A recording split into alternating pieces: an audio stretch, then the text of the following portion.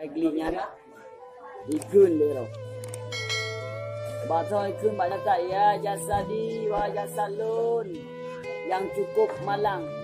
Wa jasalun yang cukup iaitu yang cukup rubah masa hidupnya. Atas zikiru ayyama hayatika. Una tak ingat dia kata masa hidup kata hidupnya.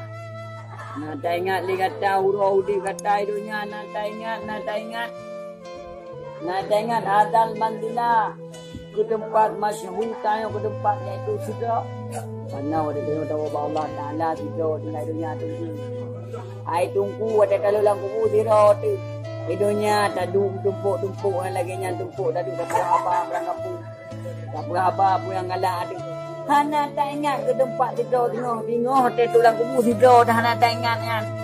Yang tak ingat pernah apa kan bumangan tu nabung tu sebut budak budak demambu budak baju putra ada bajunya tak ingat di sibong pula makanan bulu jar ya pulu ilo ya tembun ilo ingat pula ni ke tempat itu nak ingat ngalom ikulom lero ba jasad nak tak ingat kepada tempat kurbi tempat susah tengok tahu orang kubur susah Iban susah hidupnya ada nak sahabat ibu tanya dia kalau aku mau sunat bu baju nak jak dia lepas bu dia macam tu dia tu dia dah buat ya tak kemudian mudah tok lang bu susah tempat susah tanya orang punya loi kulero ya jadi nak tak ingat atas guru nak tak ingat kepada tempat huni tempat gundah susah dan mudah beda gundah sedih tanya parkan sedih Kata kalon iaitu saja iaitu kala tak jauh lumpuh lu.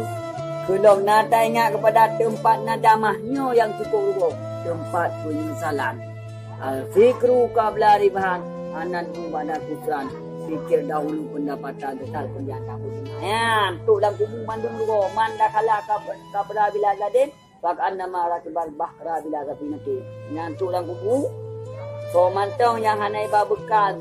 Kamu lang kubu lagi lagi gila anak kapai. Long tunggu ayu long aku le dia yang ide yang ukur ya embang dia nang tunggu. Daunnya ton ko kapai kafe pegon nom ni. Apalagi iaitu mandung mata talainnya. Nyamban kiranya iaitu lang kubunya salat.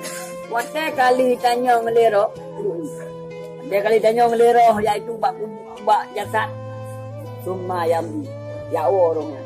Otak kayu, na limong uro tanyo manyet lam kubu tok lom milaki dilom. Balat la ya Rabbi idzan li hatta amciya wa amdura min baidi. Ya Allah ila jadi. Ya Allah, ni bizil lo kalau anda salung lam kubu.